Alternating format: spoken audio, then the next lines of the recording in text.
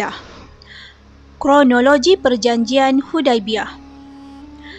Kronologi yang pertama, Rasulullah SAW telah bermimpi memasuki Masjidil Haram, mengambil kunci Kaabah, melaksanakan umrah bersama para sahabat. Para sahabat berasa gembira dengan mimpi baginda.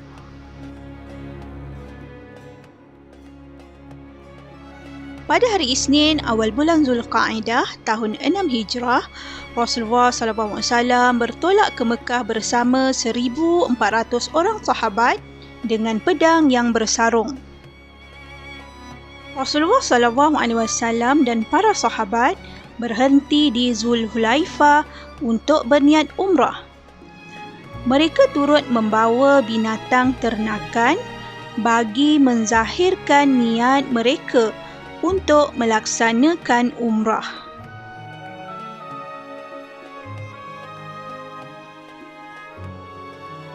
Seterusnya, kedatangan Rasulullah SAW diketahui musyrikin Quraisy.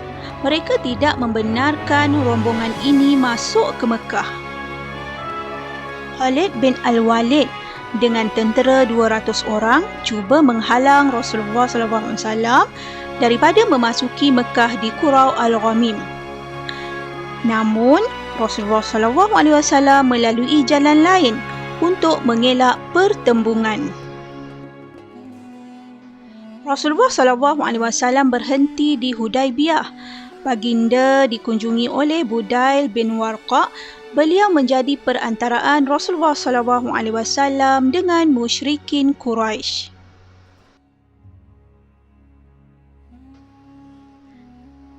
Lantas, musyrikin Quraisy mengutuskan Al-Khulais bin Al-Qamah diikuti Urwah bin Mas'ud menemui Rasulullah bagi memastikan niat sebenar rombongan itu.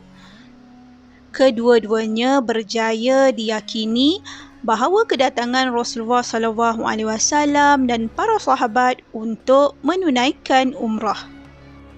Rasulullah SAW mengutuskan Uthman bin Affan menemui musyrikin Mekah untuk menerangkan tujuan kedatangan mereka. Uthman ditahan beberapa ketika sehingga tersebar berita tentang kematiannya.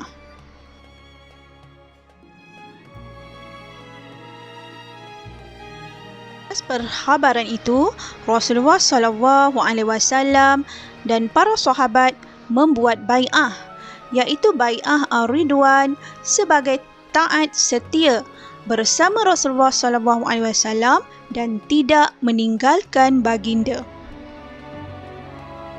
Musyrikin Mekah mengetahui tentang bai'ah Ar-Ridwan. Lantas telah menghantar Suhail bin Amru untuk membuat perjanjian dengan Rasulullah SAW. Lalu termeterailah perjanjian Hudaibiyah.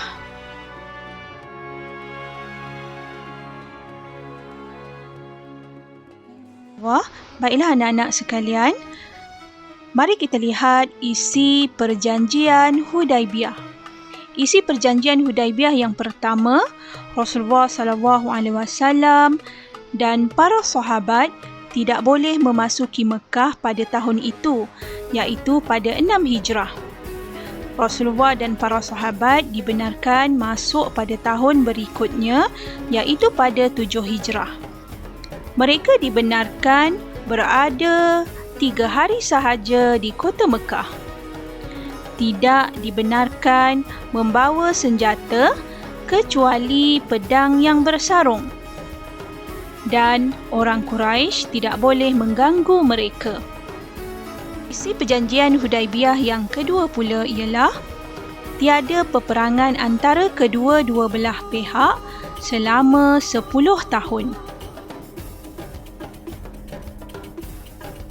Isi perjanjian Hudaibiyah ketiga, mana-mana kabilah yang mengikat perjanjian dengan Rasulullah turut tertakluk dengan perjanjian Hudaibiyah. Mana-mana kabilah yang mengikat perjanjian dengan musyrikin Mekah Mereka juga terikat dengan perjanjian Hudaibiyah. Seterusnya, isi perjanjian Hudaibiyah yang keempat pula, orang Mekah yang lari ke Madinah perlu dikembalikan ke Mekah. Sebaliknya, sesiapa yang lari dari Madinah ke Mekah tidak perlu dikembalikan.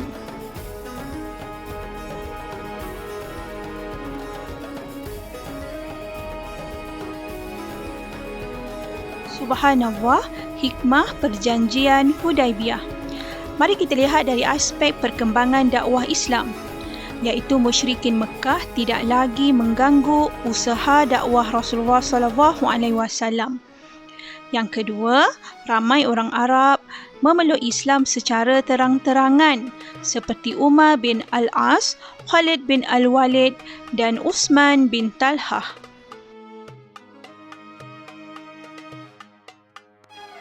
Hikmah perjanjian Hudaibiyah. Dari aspek perkembangan politik Islam pula, musyrikin Mekah secara langsung mengiktiraf kerajaan Islam Madinah serta Rasulullah SAW sebagai pemimpinnya. Rasulullah SAW mengikat perjanjian dengan kabilah-kabilah di sekitar Madinah, antaranya Bani Khuza'ah. Bani Khuza'ah adalah kabilah yang berpengaruh dan terbesar di Madinah. Seterusnya, Rasulullah SAW mula menghantar surat kepada pemimpin di dalam dan luar semenanjung Tanah Arab dan mendapat jawapan daripada mereka. Hal ini menunjukkan pengiktirafan pemimpin lain terhadap kerajaan Islam Madinah, iaitu Islam tersebar di seluruh semenanjung Tanah Arab.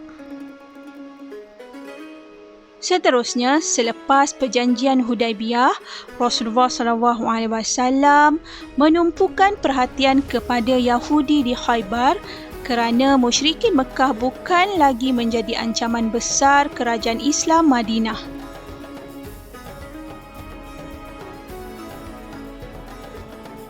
Seterusnya, hikmah perjanjian Hudaibiyah dari aspek perkembangan ketenteraan Islam. Yang pertama, kekuatan ketenteraan Islam telah bertambah daripada 3,000 orang kepada 10,000 orang dalam tempoh 2 tahun selepas perjanjian Hudaibiyah. Yang kedua, mewujudkan suasana aman antara kerajaan Islam Madinah dan musyrikin Mekah.